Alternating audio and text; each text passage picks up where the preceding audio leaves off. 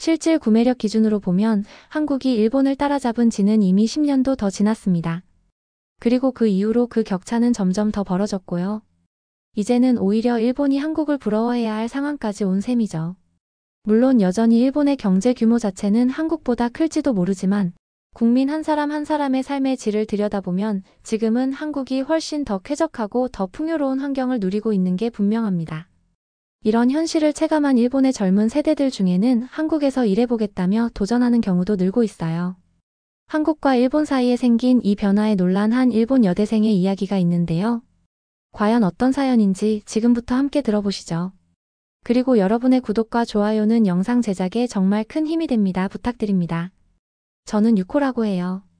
일본 도쿄에서 태어나고 자랐고요. 지금은 24살 대학 마지막 학기를 보내고 있는 중이에요. 전공은 경제학이고 제가 다니는 학교는 도쿄에서도 꽤 이름이 알려진 사립대학입니다. 주변 사람들은 저를 두고 항상 성실하다고 말해줬고 저 역시 그 기대에 맞춰 살아가려고 애써왔죠. 사실 저는 무언가에 반항하거나 튀는 성격은 아니었어요. 주어진 일은 최대한 꼼꼼하게 해내려고 했고 성적도 늘 상위권을 유지해왔습니다. 그렇게 고등학교를 졸업하고 부모님의 권유로 경제학을 전공하게 되면서부터는 세상을 좀 더 현실적인 시선으로 바라보게 되었죠. 어쩌면 저는 아주 어릴 때부터 돈이라는 것에 대해 많이 생각하며 자라온 것 같아요. 우리 집은 원래 평범한 중산층이었지만 어느 날 아버지 회사가 구조조정을 겪으면서 갑자기 집안 살림이 흔들리기 시작했거든요. 아버지는 어렵게 다른 직장에 재취업하셨지만 급여는 예전의 절반 수준으로 줄었고요. 어머니도 그 무렵부터 다시 파트타임으로 일하러 나가시기 시작했어요. 아마 그때부터였던 것 같아요. 제 안에서 안정된 직장, 꾸준한 월급, 그리고 명확한 커리어라는 말이 입버릇처럼 따라다니기 시작한 게요. 대학생이 되고 나서는 상황이 더 치열해졌습니다. 제가 속한 경제학과는 취업률이 높기로는 꽤 유명했지만 그만큼 경쟁도 만만치 않았거든요. 3학년 무렵부터는 친구들 사이에서 누가 더 먼저 취업 내정을 받았는지, 누가 어디서 오퍼를 받았는지가 은근한 비교 대상이 되기 시작했죠. 저는 처음엔 그 분위기에 휩쓸리지 않으려고 했어요. 하지만 어느 순간부터는 나도 모르게 주의 속도에 눌리고 있었더라고요. 친구들은 하나둘씩 대기업이나 중견기업, 외국계 회사로부터 내정을 받았고 단체 채팅방은 매일같이 축하 이모티콘으로 도배됐어요. 심지어 한국의 대기업에 합격한 친구도 있었는데 그 친구가 얘기해준 연봉이랑 복지 수준은 정말 깜짝 놀랄 정도였죠. 그 이야기를 듣고 나니 괜히 자극이 되더라고요. 그래서 저도 슬슬 필기시험 준비를 시작했고 면접도 대비하면서 가능한 많은 기업에 서류를 넣어보기 시작했어요. 물론 저라고 한국 기업에 갈 수 있었던 건 아니에요. 그 친구는 원래부터 한국을 정말 좋아했고 대학에 입학할 때부터 아예 한국 취업을 목표로 두고 있었거든요. 결국 그걸 실제로 이뤄낸 건 대단한 일이지만 저는 그저 그런 길도 있구나 하는 정도였죠. 한국 기업의 대우가 그렇게까지 좋은 줄은 그땐 몰랐어요. 저는 그냥 하나의 목표만 붙잡고 있었던 것 같아요. 무조건 내정을 따내야 한다는 생각이 전부였죠. 졸업하고 나면 어떤 대우를 받게 될지, 실제 월급이 어떻게 책정되는지, 앞으로 내가 어떤 삶을 살게 될지 같은 건 사실 거의 생각하지도 않았어요. 그냥 안정된 길만이 옳다고 믿었고요. 그 외의 선택지는 불확실하다고 느껴서 애초에 눈길 쫓아주지 않았던 거예요. 그런 제가 전혀 예상치 못한 방식으로 한국이라는 나라의 청년 일자리 구조를 알게 될 줄은 정말 몰랐죠. 어느 날 유튜브 알고리즘이 추천해준 단 하나의 영상이 시작이었어요. 그걸 보고 난 뒤부터 제 생각은 서서히 하지만 분명하게 바뀌기 시작했습니다. 그전까지 제 머릿속엔 늘 이런 생각이 있었어요. 아무리 봐도 일본 사회가 한국 사회보다 낫지 부족할 건 없다는 믿음이었죠. 실제로 일본에선 대학 졸업 전에 취업 내정을 받는 게 당연하다는 분위기고 통계로만 봐도 취업률은 거의 완전 고용 수준이라 여겨졌거든요. 그래서 저는 그런 시스템은 감히 한국이 따라올 수 없는 거라고 생각했어요. 한국에서는 취업 준비 때문에 대학교 5학년을 한다는 이야기도 들었는데 그 얘기를 들을 때마다 일본에서 학업을 마치고 일본어를 구사할 수 있다는 게 참 큰 축복이라고 느꼈죠. 게다가 일본은 정직원 채용이 많으니 자연스럽게 한국은 비교 대상이 아니라는 생각으로 이어졌어요. 사실 일본에서 정사원이라는 위치는 거의 절대적인 안정지대로 통합니다. 반대로 계약직이나 파견직은 같은 일을 해도 급여나 승진 기회에서 명확한 차별을 받거든요. 그래서 대학생들 대부분이 어떤 직무를 하게 될지보다도 먼저 그 자리가 정사원인지부터 따져보고 어떻게든 그 좁은 문 안에 들어가야 한다는 압박을 받으며 준비하게 돼요. 하지만 막상 그 좁은 문을 뚫고 들어간다 해도 그 안에서의 삶이 정말 안정적이고 행복하다는 보장은 없더라고요. 특히 초봉을 들여다보면 그런 생각은 더 확실해졌죠. 제가 본 영상에서도 가장 먼저 다뤄진 게 바로 그 급여에 대한 이야기였어요. 처음엔 정말 충격적이었죠. 한국의 현실이 그 정도일 줄은 상상도 못했거든요. 일본의 대기업 신입 초봉은 세전 기준으로 평균 21만 엔에서 23만 엔 정도예요. 우리 돈으로 치면 대략 190만 원에서 200만 원 사이고요. 물론 복지나 성과급이 붙는 경우도 있긴 하지만 실제로 손에 쥐는 돈을 따져보면 별게 없어요. 월세 내고 취미생활에 조금 쓰고 나면 통장에 남는 건 거의 없죠. 그런데도 대부분의 회사는 신입 때부터 긴 근무 시간을 요구하고 회식 문화도 여전히 남아있어요. 신입은 묵묵히 배우는 게 당연하다는 분위기가 여전히 뿌리 깊게 자리 잡고 있어서 어떤 말도 쉽게 꺼낼 수 없고요. 그런 분위기 속에 오래 있다 보니 저 역시도 어디 가나 다 힘들지 다들 그러고 사는 거야 라는 생각을 당연하게 받아들이게 됐어요. 어느 순간부터는 월급이 적은 건 이상한 게 아니라 그냥 당연한 거고 신입이라면 어느 정도 희생은 감수해야 한다는 식의 태도가 어른스러운 거라고 느끼기 시작했죠. 꿈이나 성취 같은 건 점점 뒤로 밀리고 결국 얼마나 참고 견디느냐가 인생의 기준처럼 느껴졌어요. 이건 저만의 이야기가 아니었어요. 제 주변 친구들도 대부분 비슷한 분위기였어요. 이미 내정을 받은 친구들도 다들 그 회사에 대한 기대나 자부심을 말하진 않았고 그저 지금은 일단 들어가야 하니까 하는 마음으로 자신을 설득하고 있었죠. 여기 아니어도 어차피 다 비슷하겠지라는 말을 자주 들었고 실제로 다들 그렇게 생각하는 것 같았어요. 누구 하나 진심으로 설렌다는 말은 하지 않았고 다들 어딘가 무표정하고 담담했어요. 그런 분위기 속에서 저도 이게 그냥 현실이지 뭐 하고 받아들이고 있었던 거예요. 일본에서 태어나고 자란 저에게는 이 시스템이 이상하다고 생각할 이유조차 없었던 거죠. 그때까지는 다들 그렇게 살고 그렇게 참고 그리고 결국 나도 그렇게 되는 게 당연한 일이라고 믿고 있었어요. 그러다 그 믿음이 단 한 편의 유튜브 영상으로 완전히 흔들리기 전까지는 말이죠. 처음 그 영상을 본 건 사실 아무런 의도가 없었어요. 시험도 끝났고 조금 여유가 생긴 시점에서 유튜브 알고리즘이 추천한 영상이 눈에 들어왔죠. 썸네일에는 커다란 숫자가 적혀 있었어요. 신입 초봉 5천만 원. 한국 대기업 연봉 현실이라는 제목이었죠. 처음에는 그저 호기심 반, 믿기지 않는 마음 반으로 클릭했어요. 아니, 아무리 한국이 요즘 잘 나가도 어떻게 신입사원이 그 정도 연봉을 받을 수 있겠어? 하는 생각이 들었거든요. 일본에서는 아무리 연차가 쌓여도 초봉에서 크게 오르지 않기 때문에 그 숫자는 정말 다른 세상에서나 가능한 일처럼 느껴졌어요. 하지만 그 영상은 단순히 연봉 숫자 하나만을 다루는 게 아니었어요. 영상 속에서 설명하는 사람은 실제로 한국 대기업에서 일하고 있는 사람이었고 그가 말하는 내용은 연봉 외에도 굉장히 구체적이었어요. 연봉이 어떻게 책정되는지, 연차에 따라 어떤 보상이 주어지는지, 복지와 승진 체계는 어떻게 운영되는지까지 아주 세부적으로 설명하고 있었죠.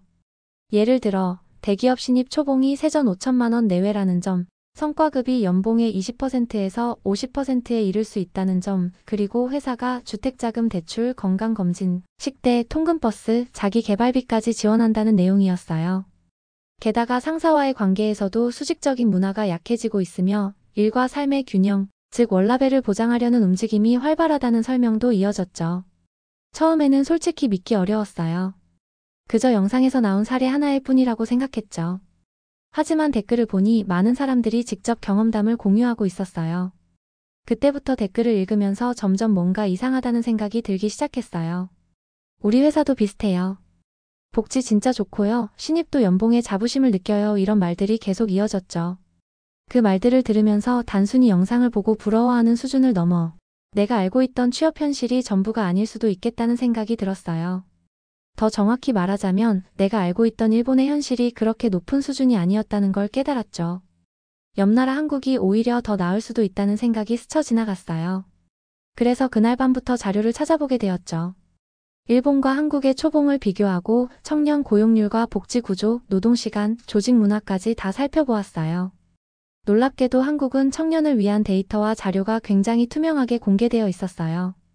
예를 들어 고용노동부와 대기업 채용 공고 페이지에서는 초봉과 복리후생이 명확히 나와 있었고 공공기관의 경우 신입사원 기준 연봉도 공개되어 있어서 누구나 쉽게 비교할 수 있었어요.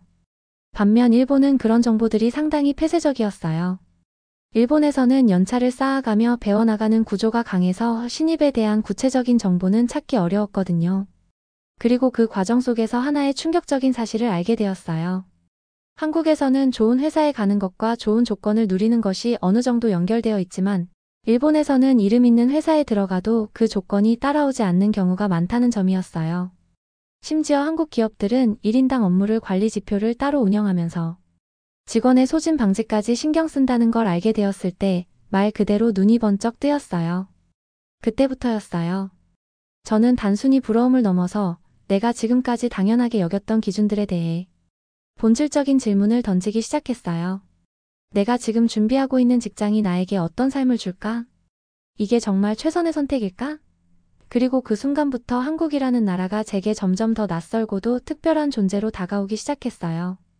시간이 날 때마다 한국의 노동시장과 청년 일자리 정책에 대해 조금씩 자료를 모으기 시작했어요. 처음에는 단순한 비교 차원에서 시작했죠. 우리와 얼마나 다른가? 라는 가벼운 마음으로 시작한 것이었어요. 그런데 자료를 찾아보면 찾을수록 점점 마음이 복잡해지기 시작했어요. 단순히 초봉이 높다는 것이 전부가 아니었어요. 오히려 더 놀라웠던 건 그 높은 숫자 뒤에 숨겨진 구조와 시스템의 정교함, 그리고 청년을 단순한 존재가 아닌 주체로 대하는 태도였어요. 먼저 정부 차원에서 청년을 위한 제도가 정말 다양하다는 점에 눈이 띄었어요. 주거 문제부터 살펴봤는데 한국에는 청년 전세자금 대출, 청년 월세 지원, 청년 희망적금 같은 프로그램들이 체계적으로 마련되어 있었어요. 이건 단순한 복지가 아니라 청년들이 자립할 수 있도록 설계된 정책들이었어요. 반면 일본에서도 주택 보조나 저금리 대출 제도가 있지만 대체로 결혼하거나 일정 소득을 넘긴 사람들만 이용할 수 있어요. 그래서 사회 초년생에게는 사실상 적용되지 않는 경우가 많죠. 그런데 한국은 사회에 첫 발을 내딛는 청년들에게 출발선 자체를 다르게 제공하고 있었어요. 그건 단순히 부러움이 아니라 마치 존중받고 있다는 느낌이었죠. 만약 내가 그 나라의 청년이라면 무언가 해낼 수 있을 것 같다는 자신감이 생겼어요. 또 하나 놀라웠던 건 커리어에 대한 접근 방식이었어요. 한국은 단순히 취업만을 성공으로 여기지 않더라고요. 창업, 이직, 직무 전환, 재교육에 대한 지원 시스템이 굉장히 촘촘하게 마련되어 있었고 실제로 많은 청년들이 그 제도를 적극적으로 활용하고 있었어요. 심지어 유튜브나 블로그, 커뮤니티에 보면 공공기관 퇴사하고 창업했습니다. 대기업 3년차 퇴사 후 IT 부트캠프 수료하고 이직 성공했어요. 같은 이야기들이 활발하게 공유되고 있었어요. 반면 일본에서는 퇴사가 거의 실패처럼 여겨지고 한 번 빠지면 다시 돌아가기 어려운 구조가 강하죠. 저희 아버지도 직장을 그만두고 난 뒤로 우리 가족이 힘들어졌던 경험이 있거든요. 그런데 한국은 한 번의 선택이 전부가 아니란 분위기가 느껴졌어요. 그 유연함이 정말 신선하게 느껴졌어요. 그런데 정말 충격적이었던 순간은 한 커뮤니티 글을 읽으면서였어요. 한 사람이 이런 글을 썼더라고요. 우리 회사는 신입사원도 일만 잘하면 팀장과 함께 기획안을 논의합니다. 직급보다 의견이 우선이에요.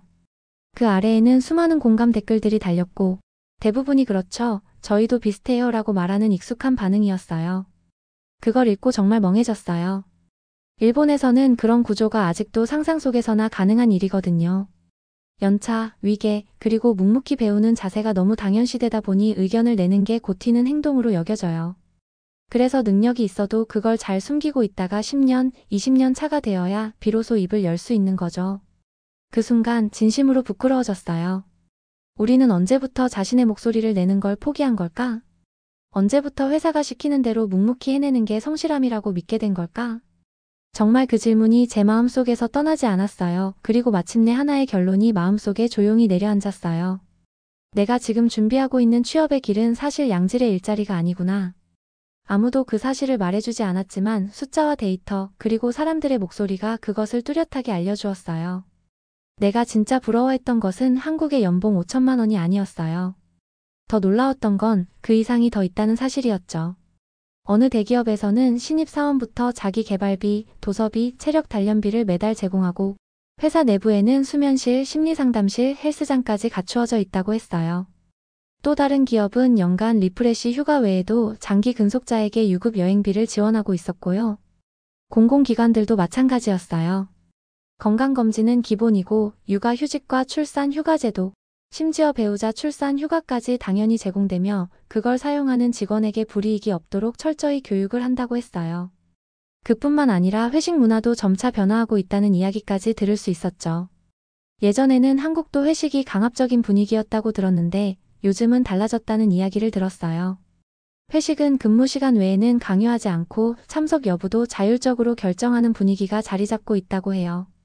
물론 회식에 부담이 없는 건 아닐지 모르겠지만 그 무게감이 많이 가벼워졌다는 말을 듣고 정말 부러웠어요. 우리는 아직도 상사가 자리에 앉아 있으면 눈치를 보며 마지막까지 남아야 하는 분위기인데 한국은 그런 강압적인 문화에서 벗어나기 위한 사회적 합의가 어느 정도 이루어진 것 같다는 생각이 들었죠. 가장 깊이 와닿았던 점은 청년을 바라보는 사회적 태도였어요. 한국에서는 청년을 단지 미성숙한 존재로 보는 게 아니라 가능성이 있는 인재로 보고 그들의 의견을 수렴하고 투자할 가치가 있다고 믿는 분위기가 강하게 느껴졌어요. 그런 태도는 복지나 제도에서도 드러났지만 사람들의 대화나 기업의 행동, 정책의 방향성에서도 더욱 명확하게 보여졌죠. 기회는 나이나 경력에 상관없이 열려 있어야 한다는 말이 단순한 이상향이 아니라 실제 구조 속에 반영되어 있다는 걸 느꼈어요.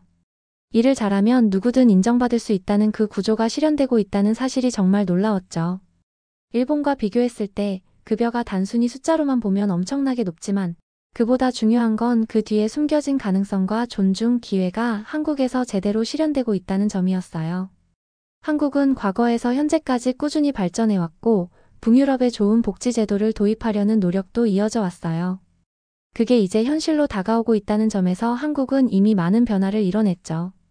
반면 일본은 1990년대에 완성된 시스템을 여전히 그대로 유지하려 하고 변화가 더디고 고정적인 상태라는 지적을 받는 상황이에요. 이런 인식의 차이가 한국과 일본 사이에 큰 변화의 격차를 만들어냈고 지금은 그 격차가 점점 더 확연해지고 있다는 슬픈 현실이지만 동시에 부러운 사실이기도 해요. 그날 이후 저는 더 이상 예전처럼 회사의 이름만을 쫓지 않게 되었어요. 처음으로 내가 어떤 삶을 살고 싶은지, 어떤 환경에서 일하고 싶은지를 진지하게 고민하게 됐죠. 그리고 그 고민을 하게 만든 나라가 바로 한국이었어요. 한국을 알아보면서 철학적으로도 많은 것을 느꼈어요. 물론 한국 사회도 완벽하지 않겠죠. 어느 나라에나 문제와 불만은 있기 마련이니까요. 하지만 제가 느낀 건 한국에는 그 문제를 바꾸려는 힘과 그 변화가 가능하다는 희망이 있다는 거였어요. 그리고 그 점이 가장 부러웠습니다. 청년들이 숨 쉴 수 있는 사회, 자신의 가능성을 시험해 볼 수 있는 구조, 결정을 존중받고 실패의 여유를 가질 수 있는 시스템, 그 모든 것이 제도적 기반으로 뒷받침되고 있었죠. 이건 일본에서 제가 한 번도 경험하지 못한 세계였어요. 정사원이라는 타이틀을 얻기 위해 수많은 조건을 참아가며 견디는 것이 당연하다고 여겼던 저에게 한국은 전혀 다른 질문을 던져준 나라였어요. 당신은 어떤 삶을 원하나요? 당신의 가능성은 지금 존중받고 있나요? 이 질문이었어요. 그리고 그 질문에 저는 아직도 선뜻 대답하지 못하고 있어요. 하지만 분명한 건 하나 있어요. 그 질문을 처음 던져준 나라, 그리고 그 질문을 던질 수 있게 만든 시스템을 가진 나라가 바로 한국이라는 거예요. 이제는 정말 진심으로 그 나라를 직접 보고 싶어졌어요. 사람들이 어떻게 일하고, 어떻게 웃고, 어떻게 꿈을 꾸는지 그 모든 걸 직접 느껴보고 싶어요. 지금까지는 일자리는 어디나 비슷하다고 믿으며 살았지만 이제는 그렇게 말할 수 없게 되었어요. 한국은 다르더라고요. 이렇게 월급 차이 때문에 자세히 공부해봤고 그 격차는 엄청났어요. 만약 이런 사실들을 진작에 알았다면 저도 아마 한국을 바라보며 취업 준비를 했을지도 모르겠네요. 단순히 앉아서 월급 20만 엔짜리 평범한 직장인으로 살아가느니 한국에서 제대로 돈도 벌어보고 제대로 즐기며 일본에서의 늘 빠듯한 삶과는 다른 삶을 살아볼 수 있지 않았을까 싶네요.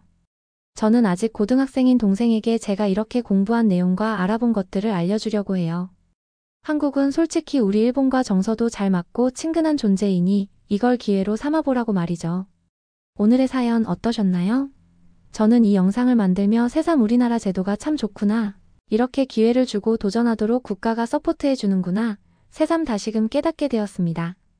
과거 오직 자신의 힘만으로만 성장해야 했던 기성 세대들과는 달리 지금은 차원이 다른 혜택이 있죠. 그래도 힘들다고 불평하는 청년들에게 비난보다는 응원의 한마디가 어떨까요? 오늘의 영상은 여기까지입니다. 영상이 좋으셨다면 구독과 좋아요 꼭 부탁드리고 오늘도 좋은 하루 보내세요. 감사합니다.